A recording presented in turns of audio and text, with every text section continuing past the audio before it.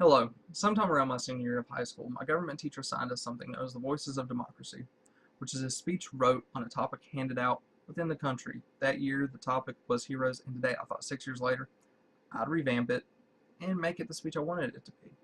We use a term to describe certain people who do things out of this world on television, movies, books, and sports. Some use the word protagonist, but for an everyday word, that's too bulky. These people I'm talking about can be any of us. They are heroes. The people who do something that either motivate us or saves us. Every day we have heroes around us. Veterans, doctors, teachers, and our presidents. Some we learn about in school, and some we don't. Some of us also don't classify these as heroes, but to others they are. It can be a broad topic, particularly, but to others it's simple and critical. But I think any one of us can be a hero. Some of these heroes through history and what they've allowed us to acquire have opened doors for some and protected what they believe in or did what they were told was impossible.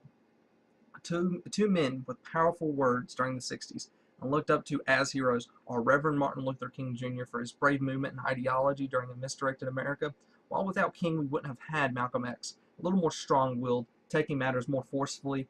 These two men together fixed a dark pastime in history. These two, while they are both human rights activists, they were the driving force of desegregation in America. Even though with every great story, there is sadness. MLK Jr. was assassinated, along with Malcolm X. Although their deaths are not in vain, they were the driving force that broke pain and suffering and gave other races a voice. So our heroes can be anyone around us, right? Is it your parents or is it your grandparents? Maybe you want to look at people like Sun Tzu, the Chinese philosopher, and use his ideas to honor him, to be a great sports coach and or analysis. Well, you could do that. Even though his ideas were meant more for war, his teachings of combat have been adapted into multiple parts of history. Through translations, we know of only his philosophical thoughts. A man of many words was Sun Tzu, creating one of the world's oldest textbooks to date, next to the Bible. His words and ideals encourage and help people to this day, almost 2,000 plus years later. However, he was a hero in his own right, not because he was some Chinese prophet, but for the fact he developed ways to use determination and willpower over numbers to win a battle. We live in a society with more heroes than we know what to do with, but most need to be looked at as what we see on the inside, to not just a transparent one-sided figure. George Washington, our nation's first president, was chosen anonymously. Even though he saw the country building up from the ashes of nothing, he had a rocky road and had to create laws while going through a country of 13 colonies that had different views and opposing opinions. Each of these men have had their own reasons to be here. But just like us sitting here, we know they became who they are due to the times of the world they were in, or when they were doing their duties. But there's one hero that gets a lot of backlash because of his position. Bruce Lee, known for his impact all over the world with his martial arts teachings from his teacher Yip Man, a Chinese martial artist who knew Wing Chun. Bruce took his master's ideals and created his own style of Jeet Kune Do. The art he created was not to be used in just a defensive manner, but to also be a teaching of your body. But what if you couldn't use something like this because you had a rare health problem?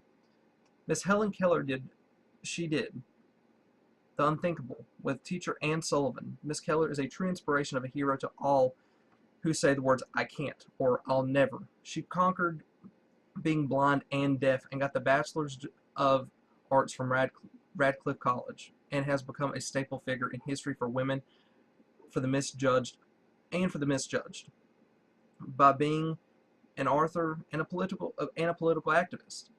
Someone who is on par with Miss Keller is one of the most influential beings to ever have stepped foot in a classroom, Stephen Hawking.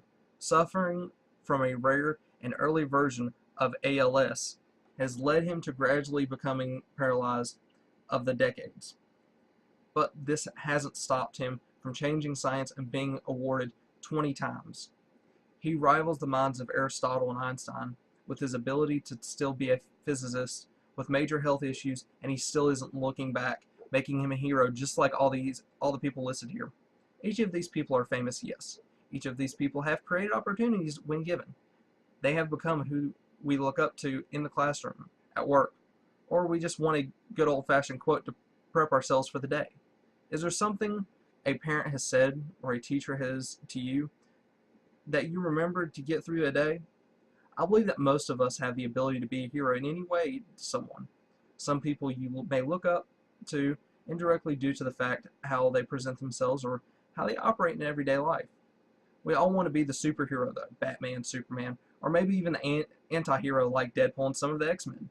Having superpowers and being this superhero is probably not that fun anyways. For one day, could you be someone's hero? Do you think you're hero material?